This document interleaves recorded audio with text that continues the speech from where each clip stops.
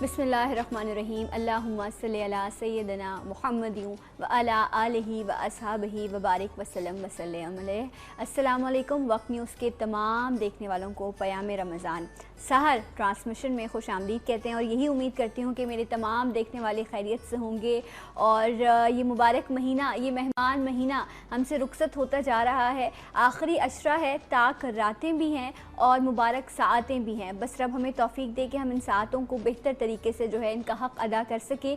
और आज भी कुछ इस हवाले से कुछ अपनी रहनुमाई हासिल करेंगे अपने उलमाए कराम से और उसमें मेरा साथ देते हैं मेरे साथी मेज़बान अयाज़ अहमद। अस्सलाम वालेकुम। वालेकुम अस्सलाम। सना क्या हाल है, आप ठीक हैं? खैरियत से? अल्हम्दुलिल्लाह, आप कैसे हैं? मैं तो जब यहाँ आता हूँ तो बस फ्रेश हो जाता हूँ। और दूसरी बात ये है कि इन दिनों में ऐसी कोई रूटीन, ऐसी प्रैक्टिस हो गई है, आदत सी होने लगी है। इसी टाइम पे जो है बंदा वो आ जाता है और मैंने सोचा रमज़ान के बाद क्या करूँगा, फिर तो एक रूटीन बन जाती है ना बंदे की। रूटीन बन जाती है, लेकिन बस ये चीज़ तो है, चीज़ें तब्दीली इंसान की ज़िंदगी में एक फितरी सा अमल है और तब्दीली इंसान चाहता भी है। एक जैसी ज़िंदगी से इंसान जो है वो बोर भी हो जाता है, लेकिन ये है कि जिन जिन लम्हों से आप गुजरते हैं उनसे आप सीखते क्या हैं और क्या चीज़ें ऐसी होती हैं जिनसे आप सबक सीखने के बाद उन पर अमल पैरा होते हैं। ये बड़ी ख़ास चीज़ है और अल्लाह करे कि हमने जो कुछ सीखा इस माह मुबारक में उसका चंद हिस्सा भी अगर हम अपनी ज़िंदगी में राइज कर लें तो चीज़ें बड़ी बेहतर हो जाएंगी। जब हम बेहतरी की बात करते हैं तो रब ताला ने इंसान की हिदायत के लिए एक मुबारक किताब इस दुनिया में भेजी जिसमें मुकम्मल हिदायत, मुकम्मल हिकमत मौजूद है जो इंसान को राह रास्त बताता है। कहता है कि अगर तुम इस किताब की मानोगे तो तुम्हें राह रास्त मिलेगी, तुम्हें जन्नत मिलेगी। अगर तुम सरकशी करोगे तो तुम्हारा जो ठिकाना है वो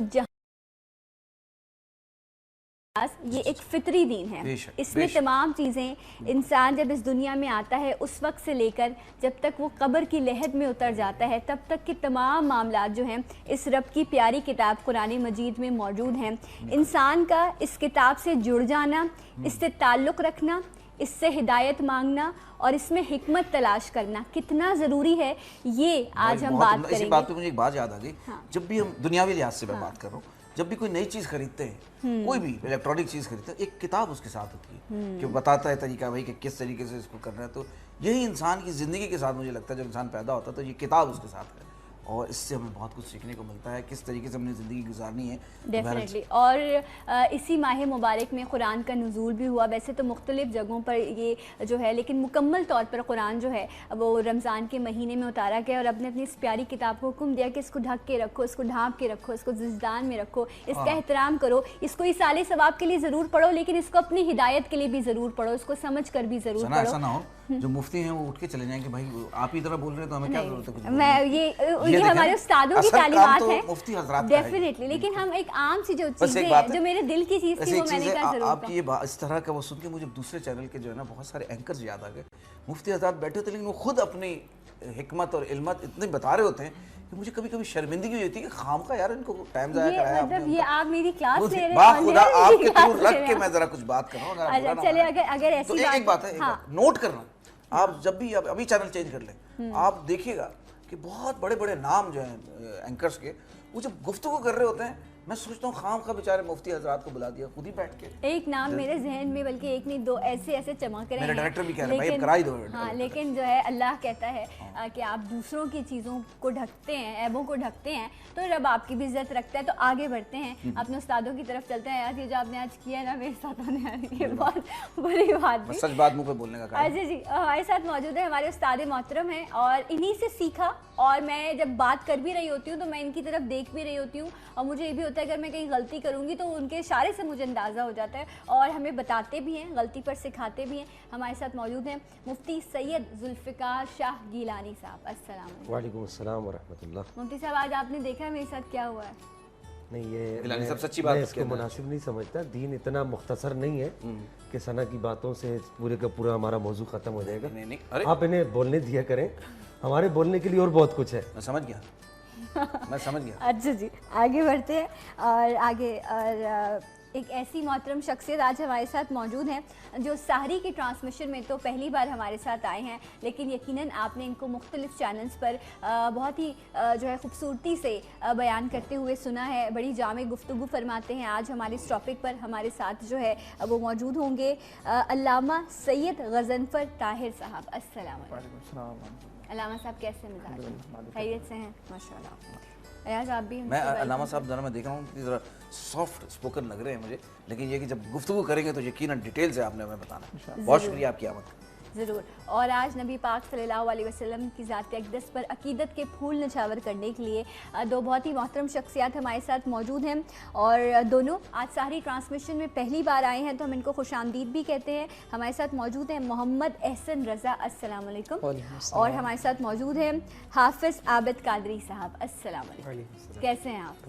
آپ دونوں کو خوش آمدید پیام رمضان سحر ٹرانسمیشن میں، اور ہمیشہ کی طرح آج بھی اپنی ٹرانسمیشن کا آغاز کریں گے رب کے بابرکت نام سے۔ عابد صاحب آپ سے درخواست ہے کہ حمد باری تعالیٰ پیش کیجیے۔ بسم اللہ الرحمن الرحیم۔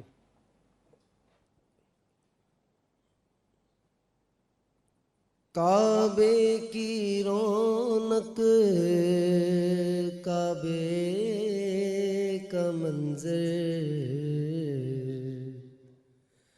اللہ اکبر، اللہ اکبر۔ تھوڑی دیر کے لیے اس منظر کو آپ اپنے دماغ میں رکھیں گے، اس تصور کو لیں گے کہ اس وقت تمام ہی عاشقان رسول حرم کعبہ کا طواف کر رہے ہیں۔ کوئی صفا و مروہ کی صحیح کر رہا ہے، کوئی طواف کی تیاری کر رہا ہے۔ شاعر نے بھی اسی بات کا اظہار کیا، کعبے کی رونق، کعبے کا منظر، اللہ اکبر، اللہ اکبر۔ میں دیکھوں تو دیکھے جاؤں برابر، دیکھوں تو دیکھے جاؤں برابر، اللہ اکبر، اللہ اکبر۔ حیرت سے خود کو کبھی دیکھتا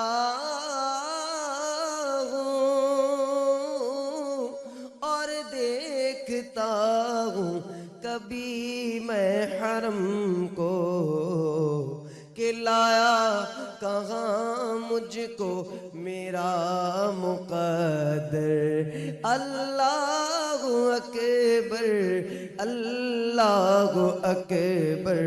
لایا کہاں مجھ کو میرا مقدر، اللہ اکبر، اللہ اکبر۔ اور بھیجا گے جنت سے تجھ کو خدا نے،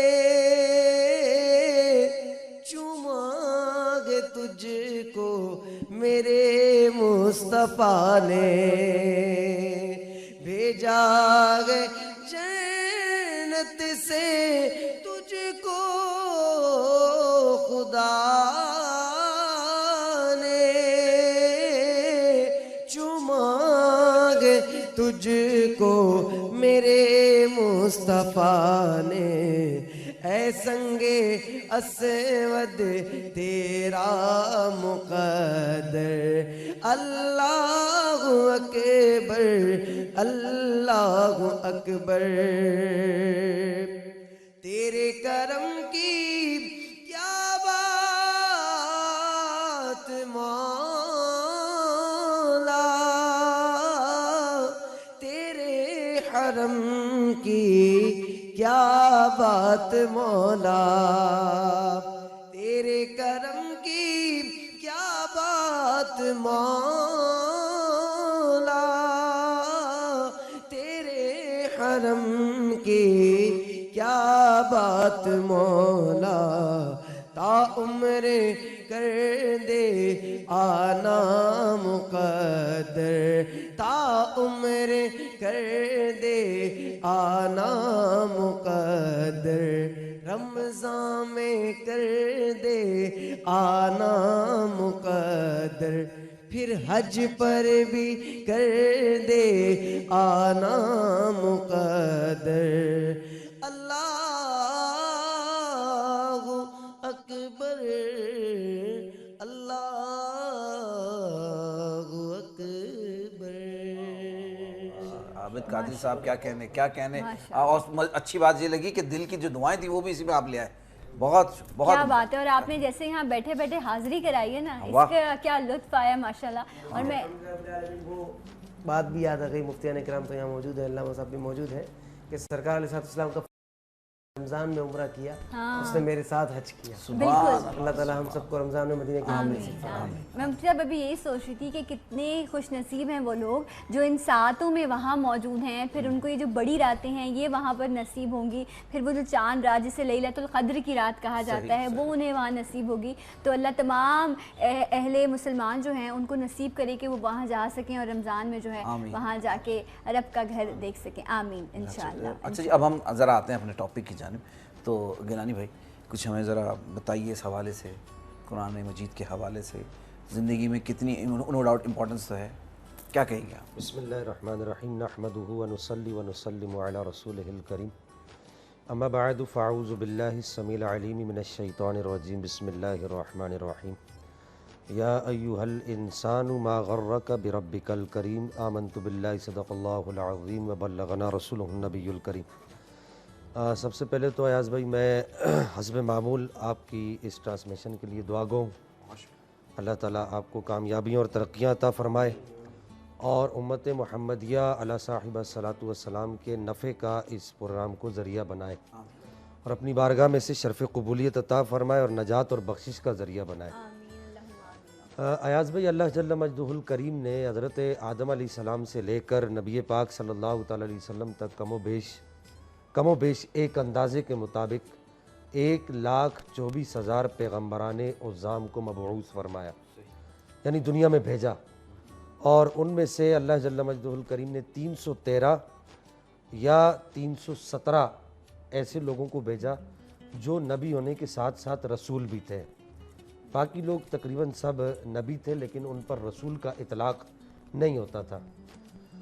اب سمجھنا اس بات کو ہے کہ نبی کا کام یہ تھا پہلی امتوں میں کہ جو اس سے پہلے جو رسول گزر گئے وہ جو کتاب لے کر آئے اس کتاب کی تبلیغ اور ترویج اور اشاعت کرنا پہلی امتوں میں جس کا کام ہوتا تھا اس کو نبی کہا جاتا تھا۔ پھر نبی پاک صلی اللہ تعالیٰ علیہ وسلم تک جو معاملہ پہنچا، باقاعدہ جس ذات پر کتاب نازل ہوتی تھی اسے رسول کہا جاتا تھا اور اب بھی کہا جاتا ہے۔ نبی پاک صلی اللہ تعالیٰ علیہ وسلم پر بھی کتاب مجید الفرقان الحمید کو نازل کیا گیا، جسے ہم قرآن مجید کہتے ہیں، کتاب مجید بھی کہتے ہیں، الکتاب بھی کہتے ہیں، اللہ کا کلام بھی کہتے ہیں، وغیرہ وغیرہ۔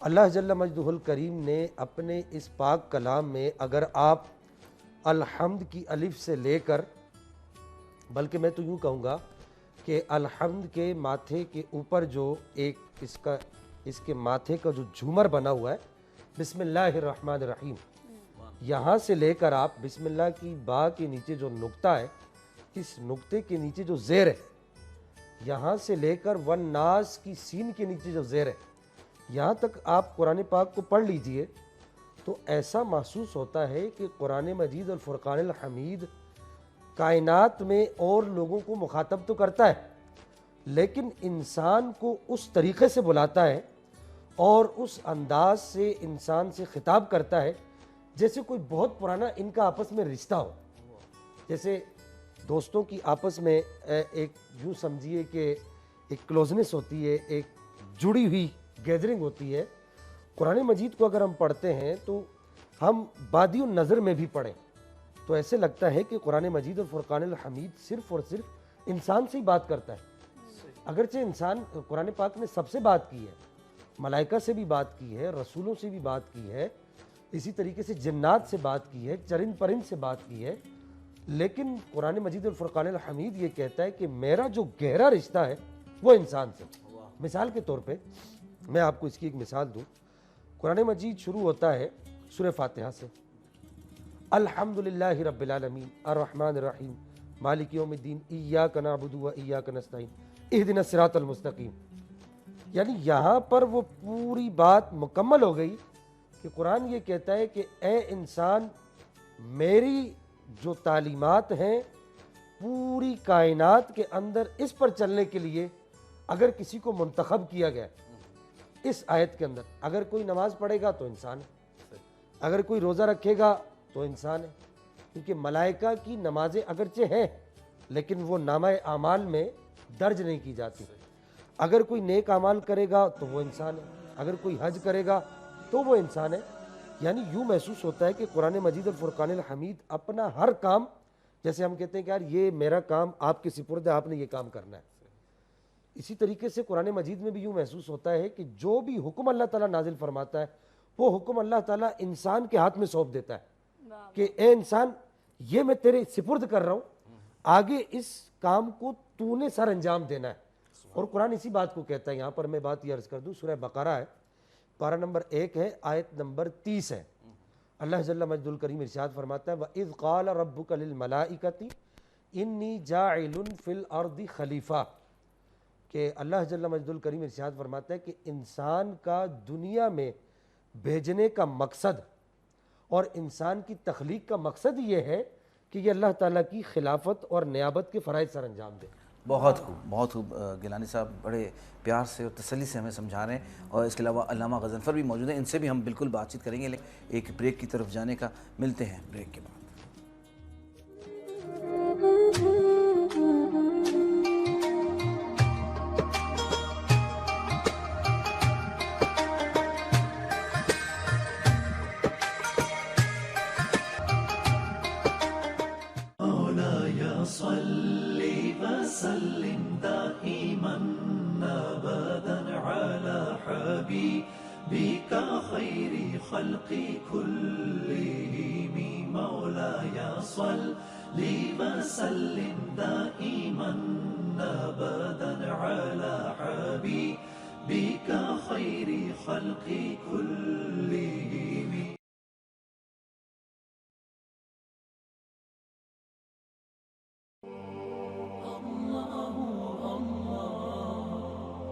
اللہ تعالیٰ نے فرمایا منافق لوگ جہنم کی سب سے نچلی تہ میں ہوں گے.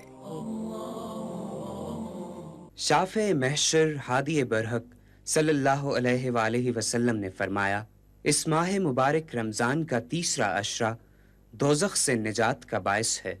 اللہم اجرنی من النار، اے اللہ مجھے آگ سے پناہ میں رکھنا.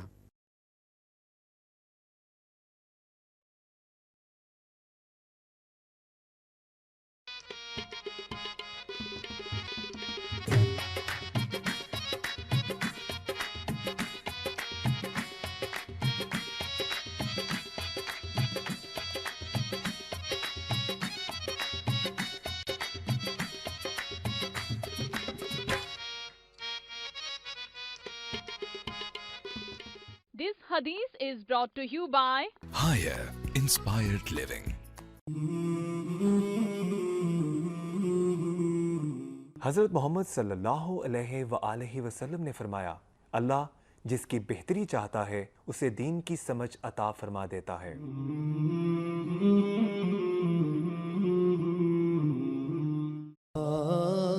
دو پردہ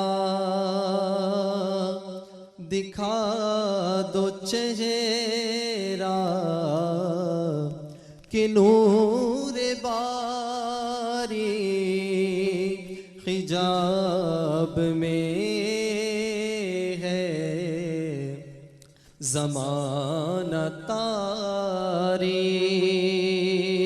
ہو رہا ہے کہ مہر کب سے نقاب میں ہے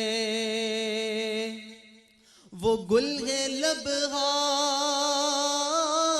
نازکن کے ہزاروں جھڑتے پھول جیسے گلاب گلشن میں دیکھے بلبل، یہ دیکھ گلشن گلاب میں ہے، گلاب گلشن میں دیکھے بلبل، یہ دیکھ گلشن گلاب میں ہے، انہی کی بو مایائے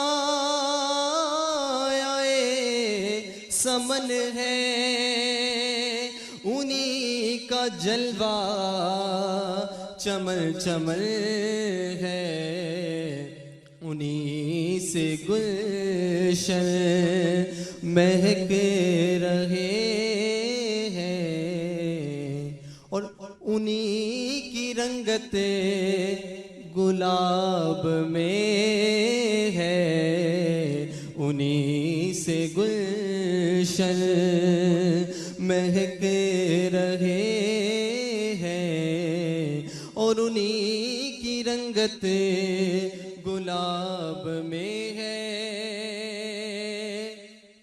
کھڑے ہیں منکر نکیر سر پر، نہ کوئی حامی نہ کوئی یاور، بچا لو آ کر میرے پیغمبر، کہ سخت مشکل جواب میں ہے، خدا قہار ہے غضب پر، کھلے ہیں بدکاریوں کے دفتر، بچا لو آ کر شفیع محشر، تمہارا بندہ عذاب میں ہے۔ سبحان اللہ، احسن کیا کہنے آپ کے، بہت اچھا آپ نے کلام منتخب کیا، بہت شکریہ۔ اور لکھنے والے نے کیا لکھا ہے، زبردست۔ میں بھی یہ کلام حضرت امام احمد رضا خان رحمہ اللہ کا کلام ہے۔ پاکستان ہندوستان میں شاعری کے میدان میں جن لوگوں کا نام آتا ہے، آپ کا نام ان لوگوں میں اگرچہ نہیں آتا، لیکن آپ سے کسی نے پوچھا کہ آپ کا کام تو قرآن پاک کی تفسیر بیان کرنا ہے، حدیث بیان کرنا ہے، لکھنا ہے اور فقہ کے مسائل بیان کرنا ہے، لیکن جب آپ شاعری کرتے ہیں، خصوصاً نعتیہ شاعری کرتے ہیں، تو اس قدر اعلیٰ پائے کی شاعری کرتے ہیں، تو کیا آپ نے باقاعدہ یہ شاعری سیکھ رکھی ہے؟ تو آپ نے بہت ہی زبردست جواب دیا۔ آپ نے فرمایا یہ عشق رسول کا اثر ہے کہ اتنے موتی چن چن کر میں کاغذ پر لے آتا ہوں۔ کیا کہنا، بہت اچھا۔ لمیاتی نظیر و کفی نظر، ان غالباً 3 یا 4 زبانوں میں یہ کلام انہوں نے ایک کلام میں 4 زبان استعمال کیے، ایک شعر کے اندر 4 زبانوں میں، پاک و ہند کے اندر کوئی شاعر ایسا نہیں۔ تو آج آپ سنا رہے ہیں کہ نہیں سنا رہے آپ؟ انشاءاللہ۔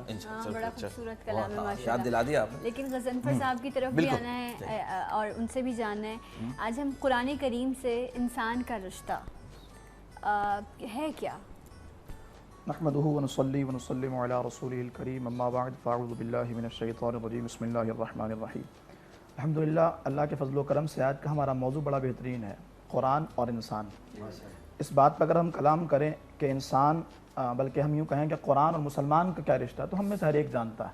یعنی جب بچہ پیدا ہوتا ہے تو اس کو پتہ ہوتا ہے کہ گھر کی سب سے مقدس ترین کتاب، اور جیسا کہ فرمایا گیا کہ جزدان میں لپیٹ کر رکھتے ہیں، اونچی جگہ رکھتے ہیں، بڑا ہی ادب و احترام کیا جاتا ہے، بچپنے سے بچوں کو سکھایا جاتا ہے، یہ ساری بات اپنی طرف ہیں۔ لیکن جب ہم انسان کی بات کرتے ہیں تو اس میں زیادہ جامعیت آ جاتی ہے، ظاہر عموم آ جاتا ہے۔ اب اس میں غیر مسلم بھی شامل ہو جائیں گے، دیگر اور لوگ بھی شامل ہو جائیں گے۔ تو قرآن نے جہاں اس کا مسلمانوں سے رشتہ بیان کیا ہے، وہیں جیسے کہ ماشاءاللہ ہم ماہ رمضان میں موجود ہیں، تو جہاں اللہ کریم نے اس کے نزول کا وقت بیان کیا، نزول کا مہینہ بیان کیا، وہیں اللہ نے اس کا انسان سے ربط بھی بیان کیا۔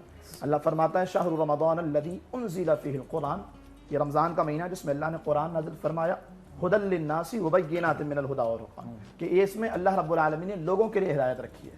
یعنی یہ عموم نہیں، خصوص صرف نہیں ہے کہ اس مسلمانوں کے ساتھ اس کی ہدایت ہے یا مسلمانوں کے ساتھ اس کا تعلق ہے، بلکہ غیر مسلم بھی اگر چاہیں تو اس سے استفادہ حاصل کر سکتے ہیں. اور آج بھی یقیناً غیر مسلموں کی بہت بڑی تعداد ہے جو قرآن کریم پر ریسرچ کر کے اور قرآن کریم پر تحقیق کر کے آج ظاہر سائنسی میدان میں بھی اور دنیا کے مختلف راہوں میں بھی ترقی کرتے چلے جا رہے ہیں. اور مجھے وہ واقعہ یاد آ رہا ہے جو جیسا کہ علامہ صاحب نے ذکر کیا مفتی صاحب کا، سرکار اعلیٰ حضرت امام اہل سنت فاضل بریلوی کا.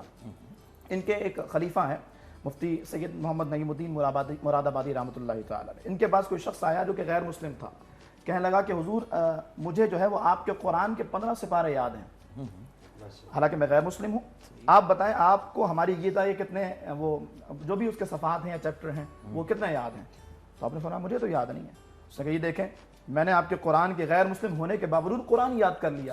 تو آپ نے فرمایا یہ تمہارا اس میں تمہارا جو ہے وہ کمال نہیں ہے، کمال میرے قرآن کا ہے.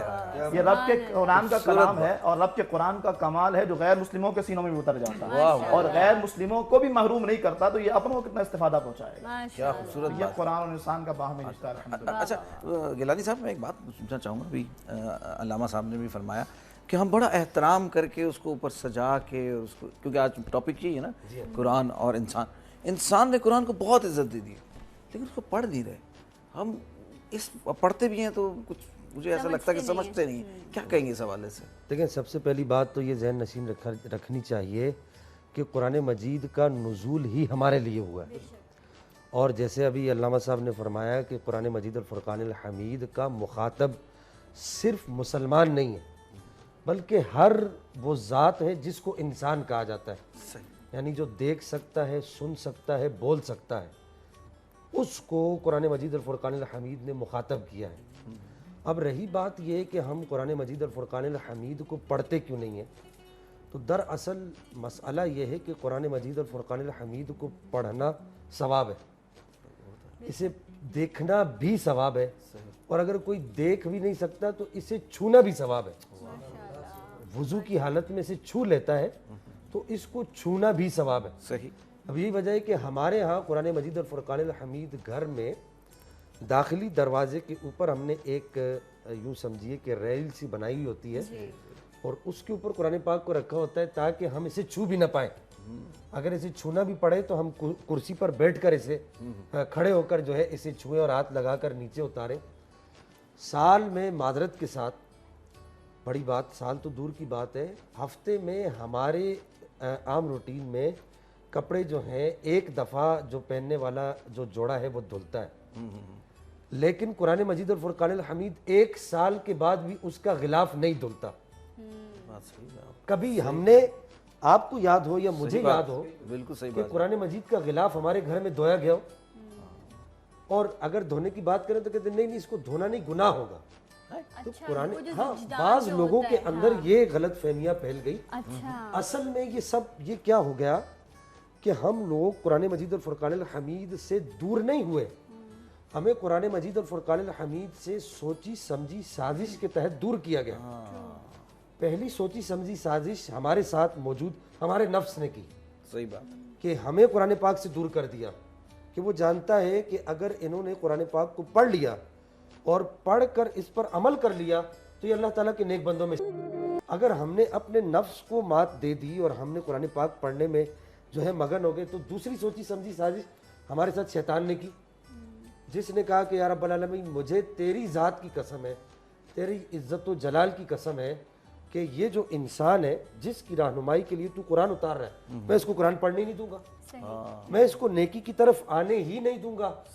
اور پھر اگر ہم نے اس کے بعد شیطان کو بھی مات دے دی تو ہمارے معاشرے کے اندر ایسا ماحول پیدا کر دیا گیا، چونکہ گناہ میں لذت ہے اور زیادہ ٹریکٹ ہوتا ہاں ہے انسان. زیادہ ٹریکٹ ہوتا ہے. گناہ دکھنے میں ہلکا ہوتا ہے لیکن کرنے کے بعد جسم کو بہت بھاری کر دیتا ہے. اچھی بات کہی. نیکی دکھنے میں بھاری ہوتی ہے لیکن کرنے کے بعد جسم کو بہت ہلکا پھلکا کر دیتی ہے. کیا بات. اب شیطان یہ چاہتا ہے کہ یہ شیطان کیا کرتا ہے کہ قرآن پاک کو ہمارے سامنے بھاری کر کے پیش کر دیتا ہے.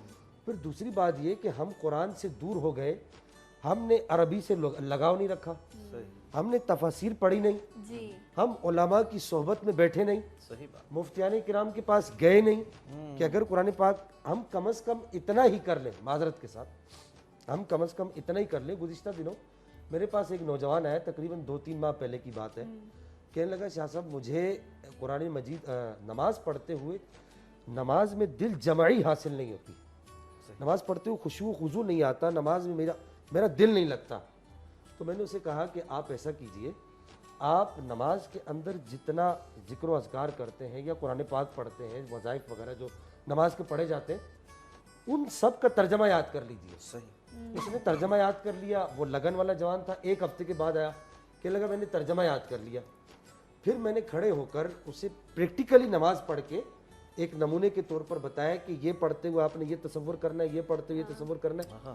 اب وہی نوجوان 1 ہفتے کے بعد آتا ہے اور کہتا ہے کہ شاہ صاحب اس نماز نے مجھے وہ فائدہ دیا کہ آج تک زندگی میں مجھے کسی نماز کا فائدہ نہیں. ماشاءاللہ. تو اب بہتر ہمارے لیے کیا ہے کہ ہم قرآن مجید اور فرقان الحمید سے دور کیوں ہوتے چلے جائیں, ہم اسے سمجھتے ہیں. لیکن مفتی صاحب یہاں ایک اور بھی بات آتی ہے نا, بہت ہر شخص کی خواہش ہے کہ جہاں وہ بچے کو اسکول میں پڑھاتا ہے تو وہیں جو ہے وہ ایک جو ہے مولوی صاحب کو گھر آتے ہیں جو بچے کو پڑھانے, یا بچے کو مسجد بھیجا جاتا ہے. لیکن وہاں پر بھی تو یہی نظام ہے نا کہ عربی میں ثواب بھی ہے, ہر مسلمان کو پڑھنا چاہیے, پڑھایا جاتا ہے. لیکن وہاں پہ بھی تو کوئی ایسا سلسلہ نہیں ہے کہ ہر آیت کا ترجمہ ساتھ پڑھائیں یا تفسیر بتائیں. ہمارے مولوی حضرات بھی ایسا نہیں کرتے جب وہ بچے کو پہلا سپارہ یا قاعدہ پڑھاتے ہیں. ایک ہوتی ہے ابتدائی سٹیج ہوتی ہے, اس بات کے 2 پہلو نکل سکتے ہیں.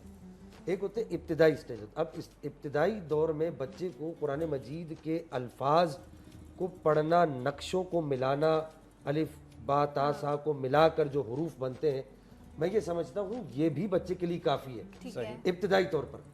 لیکن اس کے بعد اب ہمارے پاس ایسے مدارس ہیں الحمدللہ, ایسے اسکولز بھی ہیں کہ جہاں پر بچے کو بتایا جاتا ہے کہ بیٹا اگر تم نماز میں پڑھتے ہو سبحانک اللہم و بحمدک تو اس کا کیا معنی ہے, اگر تم نماز میں پڑھتے ہو الحمدللہ رب العالمین تو اس کا کیا معنی ہے. ایسے اسکولز, ایسے ادارے, ایسے مدارس ہمارے پاس اس وقت موجود ہیں. ہم اپنے بچوں کو وہاں بھیجیں, اگرچہ کچھ دیر کے لیے بھیجیں, تاکہ بچے کم از کم قرآن مجید اور فرقان الحمید کے وہ ضروری اجزاء, جیسے مثال کے طور پہ سورہ یاسین ہو گئی, سورہ رحمان ہو گئی, سورہ فاتحہ ہو گئی, آخری 10 صورتیں ہو گئی قرآن پاک کی, سورہ مزمل ہو گئی, سورہ جن ہو گئی, وغیرہ وغیرہ. ان صورتوں کے تراجم کم از کم ہمارے بچے سمجھ لیں, اور پھر جب وہ قرآن مجید اور فرقان الحمید پڑھیں گے تو انہیں قرآن پڑھنے میں قرآن سے انسیت ہوگی. اس کی وجہ کیا ہے کہ اسے پتہ چلے گا کہ اب قرآن اس کے لیے انٹرپریٹر کا کام کرے گا. کہ قرآن اسے بتائے گا کہ تمہارا رب تم سے کیا کہہ رہا ہے اور تم اپنے رب سے کیا کہنا چاہتے. اچھا گیلانی صاحب, ایک بڑی مجھے اچھی لگی بات, کیونکہ میری بچی چھوٹی تو میں اسکول کا کچھ ریسرچ کر رہا تھا. اچھا اس بات کو میں جاری رکھوں گا کیونکہ وقت ہو گیا بریک کی طرف جانے کا. بریک سے واپس آتے ہیں تو اس سلسلے کو یہیں سے جوڑتے ہیں. بخشی نرالی ہاتھ میں سنگریزے پاتے گئے, شری مقالی ہاتھ میں سنگریزے پاتے گئے, شری مقالی ہاتھ میں. انبیاء کرام کو معجزے عطا ہوئے, اور حضرت عیسیٰ علیہ السلام کا معجزہ یہ تھا کہ وہ مردے کو زندہ کر دیا کرتے تھے. پر ہمارے پیارے آقا کی کیا بات, مفتیان کرام موجود ہیں, ان کی موجودگی کا فائدہ اٹھاتے ہوئے یہ بات کر رہا ہوں. ایک مرتبہ ابو جہل میرے آقا کے سامنے آ گیا اور کہنے لگا بتاؤ اے محمد میری مٹھی میں کیا ہے. میرے آقا مسکرانے لگے. میرے آقا نے مسکرا کے فرمایا ابو جہل میں بتاؤں کہ تیری مٹھی میں کیا ہے, یا جو تیری مٹھی میں ہے وہ بتائیں کہ میں کون ہوں. تو اسی وقت کنکریوں نے کلمہ طیبہ پڑھنا شروع کر دیا. تو اعلیٰ حضرت اس منظر کو پیش کرتے ہیں, کہتے ہیں کہ سنگریزے پاتے گئے شری مقالی ہاتھ میں, سنگریزے پاتے گئے شری مقالی ہاتھ میں. مالک کونین گئے گو پاس کچھ رکھتے نگی, مالک کونین گئے گو پاس کچھ رکھتے نگی. دو جگہ کی نعمتیں گئے ان کے خالی ہاتھ میں, دو جگہ کی نعمتیں گئے ان کے خالی ہاتھ میں. لکیریں محبوب کے ہاتھوں میں جو لکیر ہے وہ کیا ہے؟ امام فرماتے ہیں کہ جس نے بیعت کی بہار حسن پر قربان رہا، جس نے بیعت کی بہار حسن پر قربان رہا، ہے لکیر نقش تصغیر جمالی ہاتھ میں، ہے لکیر نقش تصغیر جمالی ہاتھ میں، کیا لکیروں میں ید اللہ سا لکھا، کیا لکیروں میں ید اللہ خط سروا سا لکھا، راغا اس یوں راز لکھنے کی نکالی ہاتھ میں، راغا اس یوں راز لکھنے کی نکالی ہاتھ میں، حشر میں کیا مزے وارفتگی کے لوں رضا، ارے لوٹ جاؤں پاکے وہ دامان عالی ہاتھ میں، لوٹ جاؤں پاکے وہ دامان عالی ہاتھ میں۔ بھائی بہت شکریہ اور کیا کہہ رہے ہیں۔ جی ضرور میں پچھلے دنوں ایک ادارے میں گیا تھا، وہ ادارہ جب قرآن کی بات ہو رہی ہے اس موضوع کے حوالے سے، اور یہ بڑا قیمتی میسیج ہے، مجھے بہت اچھا لگا، اس لیے میں یہ میسیج وقت نیوز کے ذریعے سے پوری دنیا کو دینا چاہتا ہوں کہ ایک ادارے میں گیا جہاں انہوں نے نابینوں کے لیے وہ ادارہ بنایا گیا ہے، اور سارے نابینے جو ایب نارمل ہوتے ہیں، جو بیچارے کم دماغ کے ہوتے ہیں، ان کو جمع کیا ہے، جن کے ساتھ لوگ بیٹھنا پسند نہیں کرتے، کھانا پسند نہیں کرتے، گھومنا پسند نہیں کرتے، تو وہاں نابینے بھی کافی ہیں۔ تو جب میں اس ادارے میں گیا نعت پڑھنے کے لیے تو اقبال عظیم صاحب کا کلام بھی پیش کیا جو کہ نابینے شاعر ہیں، تو وہ بڑی محبت کرنے لگے۔ ایک نابینا سے میں نے پوچھا، میں نے کہا آپ کو زندگی میں کیا خواہش ہے؟ اللہ اکبر، تو اس کی آنکھوں سے آنسو آ گئے، اور اس نے کہا کہ کاش میری آنکھیں ہوتی تو میں قرآن شریف کو ضرور دیکھتا ہے۔ کیا بات کہی، کیا بات کہی۔ تو اس وقت تو پھر میں بھی رو پڑا، میں نے کہا ہماری آنکھیں ہیں، ہمارے گھر میں قرآن شریف ہے، لیکن ہم قرآن پاک کو نہیں دیکھتے۔ بہت بڑی بات۔ نابینا ہے، وہ کہہ رہا ہے کہ کاش میری آنکھیں ہوتی تو میں قرآن کو دیکھتا۔ تو وہ وقت میری تو کیفیت بالکل عجیب ہو گئی تھی، یقین کریں۔ ہمیں بات بتائی، ہماری کیفیت عجیب میسیج بہت ضروری ہے ان انسانوں کے لیے کہ جن کے پاس آنکھیں ہیں اور گھر میں قرآن پاک بھی ہے، لیکن جو پورا سال یہ تو آپ نے ہماری آنکھیں کھول دی ہیں یہ والا بات کر کے، بہت عمدہ، اور ریاض یہ دیکھیں نا کہ جب ہمارا کوئی اپنا جو ظاہری ہمارے ساتھ نہیں ہوتا لیکن اس کی کوئی چیز ہمارے پاس ہوتی ہے تو ہم اس کی کتنی قدر کرتے ہیں، اس کی کتنی اس کو ویلیو دیتے ہیں، اس کو سنبھال کے رکھتے ہیں۔ اسی طرح یہ رب کی کتاب ہے جو رب نے ہمارے لیے بھیجی ہے یقیناً، اور ہم نہیں سمجھتے، ہم دنیا کے معاملات میں ایسے گم ہیں کہ اس رب کے عظیم تحفے کو ہم سمجھ ہی نہیں پائے۔ اور ابھی آپ جب بات کرتے تو میں نے سوچا حقیقتاً یہ تو تحفہ ہے ہمارے پاس، اور ہمیں اس کی قدر ہی نہیں ہے، اور پتہ نہیں کتنے دن ہم اس پر نظر ہی نہیں ڈالتے۔ مفتی صاحب ہم کتنے کم عقل لوگ ہیں، نہیں دھوتے سالہ سال۔ اچھا علامہ صاحب بھی بیٹھے، ذرا اس حوالے سے میں پوچھنا۔ اچھا علامہ صاحب یہ بتائیے، کچھ لوگ بہت قرآن شریف پڑھے جا رہے ہیں، بس کہتے ہیں بھئی آج میں نے اتنے سپارے ختم کر دیے، اتنے قرآن ختم، اچھی بات ہے، نو ڈاؤٹ، بہت اچھی بات، لیکن ایک بندہ ہے جو ایک سپارہ پڑھتا ہے اور تسلی سے پڑھتا ہے، سمجھ کے پڑھتا ہے، وہ زیادہ بہتر ہے یا بس آپ پڑھے جائیں جس طرح؟ اس حوالے سے کیا کہیں گے؟ قرآن کریم میں اللہ رب العالمین نے قرآن پڑھنے والوں کے 3 درجے بیان فرمائے۔ اچھا، اللہ فرماتا ہے فَمِنْهُمْ ظَالِمٌ لِنَفْسِهِ وَمِنْهُمْ مُقْتَصِدٌ وَمِنْهُمْ سَابِقٌ بِالْخَيْرَاتِ بِإِذْنِ اللَّهِ۔ پہلا درجہ تو وہ ہے کہ جنہوں نے جانوں پہ ظلم کیا، جو قرآن پڑھتا ہی نہیں ہے، جن کی ہم بات کر رہے ہیں کہ وہ لوگ قرآن پڑھتے ہی نہیں ہیں۔ بلکہ میں اس میں تھوڑی سی بات اور ایڈ کروں جو علامہ صاحب نے کہی کہ ہمارے یہاں قرآن کریم کو اونچی جگہ رکھا جاتا ہے، جزدان میں لپیٹ کے رکھتے ہیں، اور اتنی اونچی جگہ رکھتے ہیں کہ ہاتھ بھی نہ جائے، سال بعد بھی شاید رمضان میں ہم قرآن کریم پڑھیں۔ اور میں اکثر ایک جگہ بات عرض کرتا ہوں کہ تیمم کا جب مسئلہ بیان کرتے ہیں تو اس میں یہ لازم ہے کہ تیمم ان چیزوں سے ہوتا ہے جو زمین کی جنس سے ہو، ان سے تیمم ہوتا ہے۔ اچھا یہ چیزیں جو زمین کی جنس سے نہیں ہوں گی ان سے تیمم نہیں ہوگا، لیکن افسوس المیہ یہ ہے کہ وہ قرآن جو پوری انسانیت اور بالخصوص مسلمانوں کی ہدایت کے لیے آیا ہے، ہمارے قرآن پر اتنی گرد جمی ہوتی ہے کہ اسے تیمم ہو جائے، اس مٹی سے تیمم ہو جائے۔ یعنی زمین کی جنس سے جو چیز نہ اس پر اگر اتنی گرد جم جائے کہ ہاتھ رکھیں تو ہاتھ پر گرد جم جائے تو اسے تیمم ہو جائے گا. المیہ یہ کہ مسلمانوں کے قرآن سے تیمم ہو سکتا ہے، اتنی گرد اس پہ جمی ہوتی ہے. یہ مسلمانوں کا عالم ہے. قرآن فرماتا ہے، اللہ فرماتا ہے فَمِنْهُمْ ظَالِمٌ لِنَفْسِهِ. یہ وہ لوگ ہیں جنہوں نے اپنی جانوں پر ظلم کیا ہے اور انہیں کل احساس ہوگا کہ یہ رب کا قرآن کتنی اہمیت کا حامل ہے.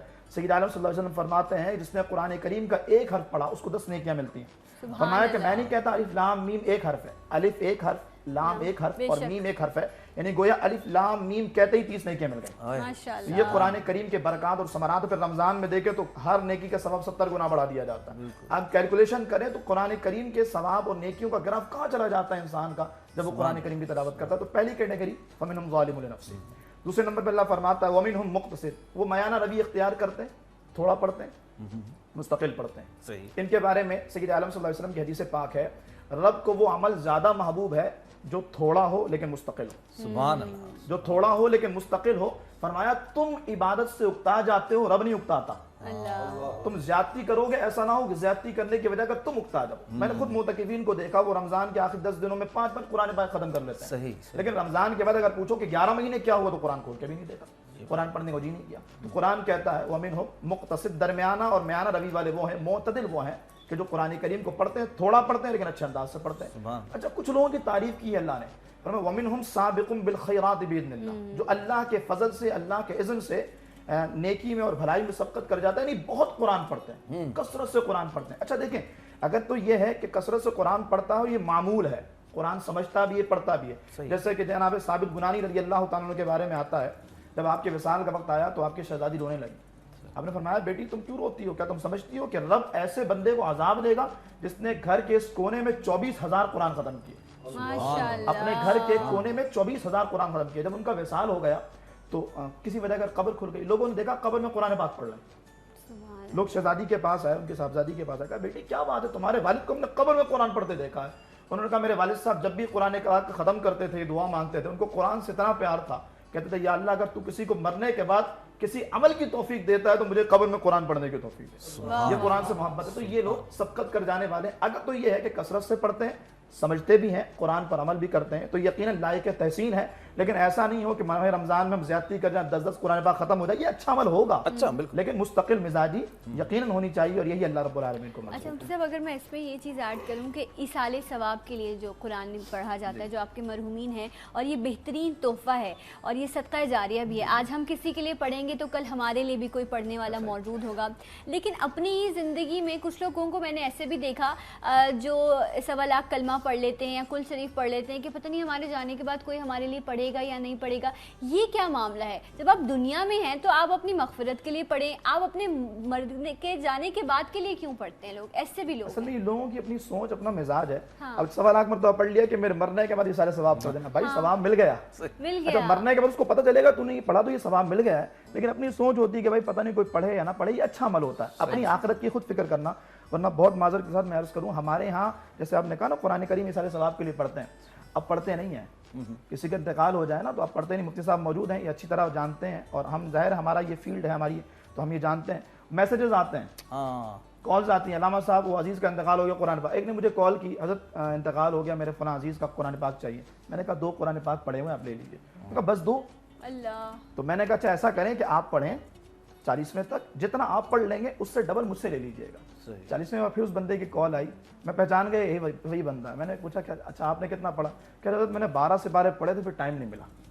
تو ہمارا حال یہ کہ اب میسیجز پر ہم قرآن پاک حاصل کر رہے ہیں. اسی لیے یہ اگر سوچ ہے، یہ تھنکنگ ہے تو بہت اچھی ہے کہ بھائی مرنے کے بعد کون کرے گا؟ یہ میسیجز کا سلسلہ تو نہیں چلتا رہے گا. تو ہم اپنے لیے اپنی عاقبت خود تیار کر لیں. یہ ان کی الگ سوچ ہوگی کہ مرنے کے بعد یہ سارے ثواب کر دینا، وگرنہ حقیقت یہ ہے اتنی جلدی کیا ہے سوچنے کی؟ زندہ ہے تو وہ والے تو احکامات پورے کر لو جو زندوں پہ لاگو ہیں. میں وہی عرض کر رہا ہوں، مطلب وہ یہ سوچ رہا ہے کہ مرنے کے بعد ملیں گے لیکن اس کو مل ابھی چکے ہیں اور وہ ابھی سے اپنی تیاری مکمل کرے. اچھی سوچ. اور یہ بڑی ایاز ابھی ان دنوں میں جب میں بھی اس حادثے سے گزری تو مجھے کسی نے بتایا کہ جب ویسے بھی جب آپ پڑھتے ہیں نا اجتماعی طور پر بھی اور آپ فاتحہ کی بات کرتے ہیں ایصال ثواب کی، تو اس میں دعا کی جاتی کہ جو ہم نے پڑھا وہ ہمارے مرحوم کو ایصال ثواب کیا جائے. لیکن جب ان کے اپنے پیارے، ان کے بچے یا ان کی زوجہ جب پڑھتی ہیں تو اس میں وہ نام لینے کی بھی ضرورت نہیں، ان کو بھی ثواب ملتا ہے اور وہ پڑھا وہاں تک پہنچتا ہے. اسی بات سے ایک مجھے سوال میں ذرا گیلانی صاحب سے پوچھنا چاہوں گا. گیلانی صاحب اکثر دیکھا گیا نا کہ گھر میں شفٹ ہوئے ہیں یا کوئی دنیا سے جیسے کہا ثنا نے کہ چلا گیا، کوئی بھی حوالہ ہو تو ہم مدرسے سے بچے لے کے آ جاتے ہیں کہ چلو بھائی. تو آپ کا کیا خیال ہے کہ وہ زیادہ بہتر ہے یا آپ خود گھر والے بیٹھ کے پڑھیں تو وہ زیادہ اس کا ثواب کی برکت ہے؟ دیکھیں ایاز بھائی پہلی بات تو یہ ہے کہ قرآن مجید اس لیے میں پوچھا, بچے نے تو ایسے روٹین کا پڑھنا, اس نے تو وہ دل سے نہیں پڑھنا نا.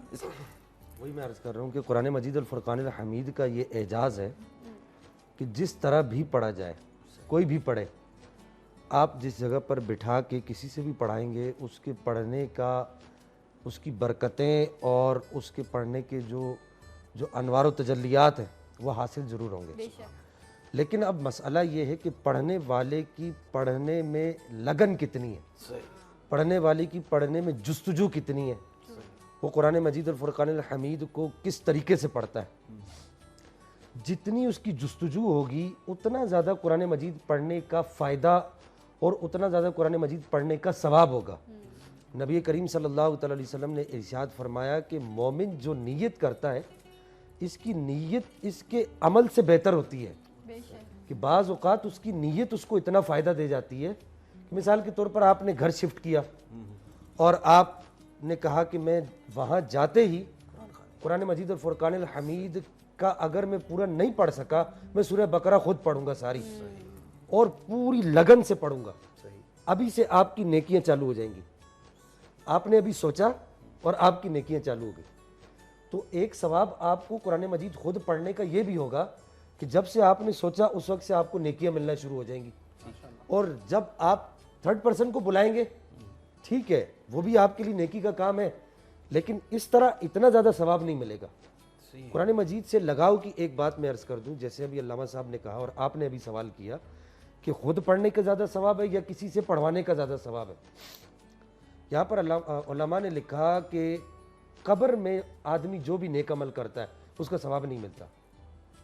قبر دار الجزا ہے, یہ دار العمل ہے جہاں میں اور آپ بیٹھے ہوئے ہیں.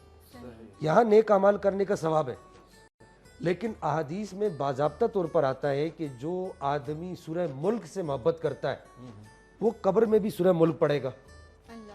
جو آدمی نماز سے محبت کرتا ہے, بہت سارے ایسے لوگوں کی قبریں کھلی جو قبر میں نماز پڑھ رہے ہیں, جیسے حضرت موسیٰ علیہ السلام کی قبر مبارک میں نبی پاک صلی اللہ علیہ وسلم نے گزرتے ہوئے دیکھا کہ آپ نماز پڑھ رہے ہیں.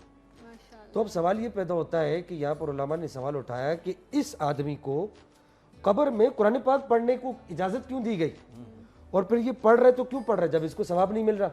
فرمایا دراصل اس کو دنیا میں قرآن پڑھتے ہوئے جو مزہ آتا تھا یہ صرف اسی مزے کو اور اس نورانیت کو حاصل کرنے کے لیے پڑھ رہا ہے, ثواب ملے یا نہ ملے.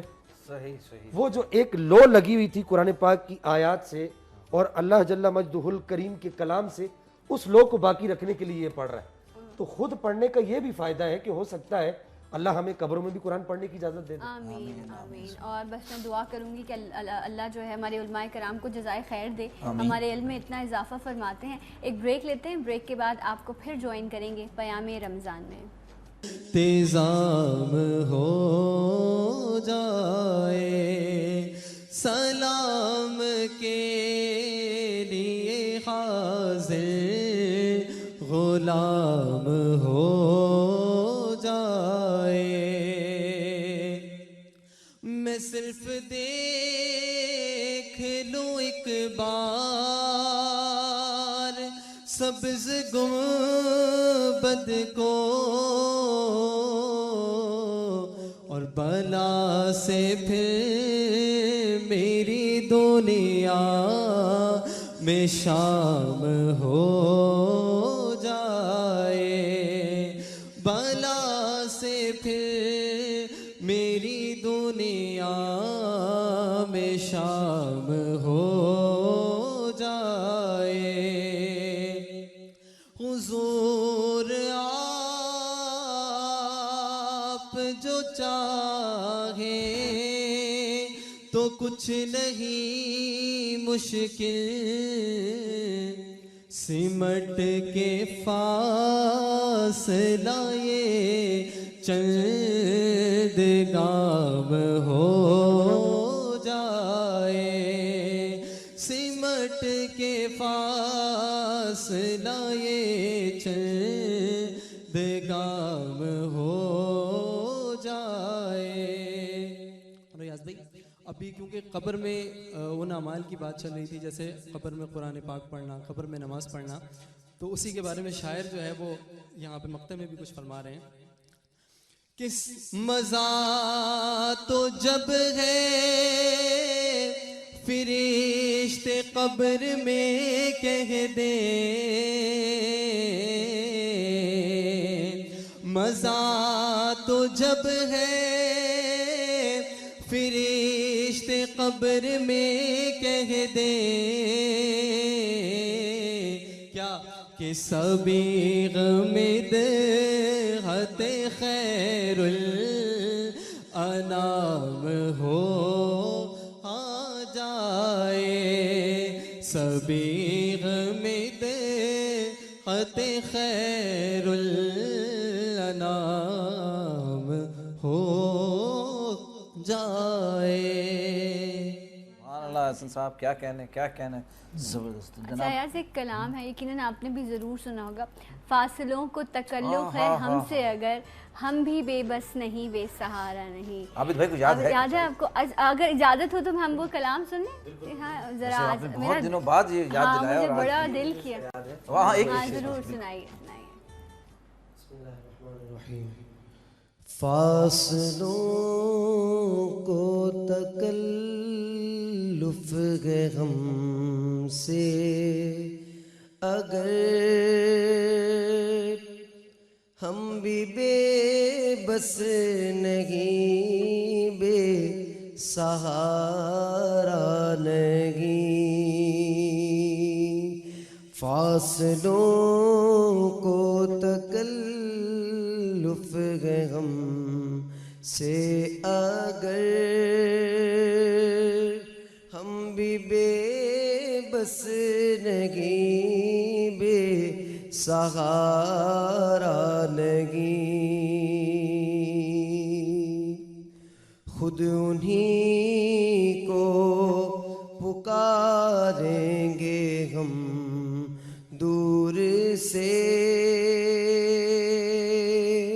ہم بھی بے بس نہیں بے سہارا نہیں،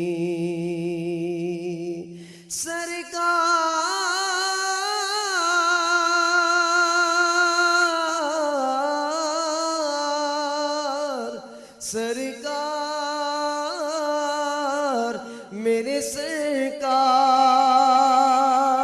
لجپال پریت نو توڑ دے نہیں، جدی باں پھڑ لے اونو چھوڑ دے نہیں، لجپال جدا رکھوا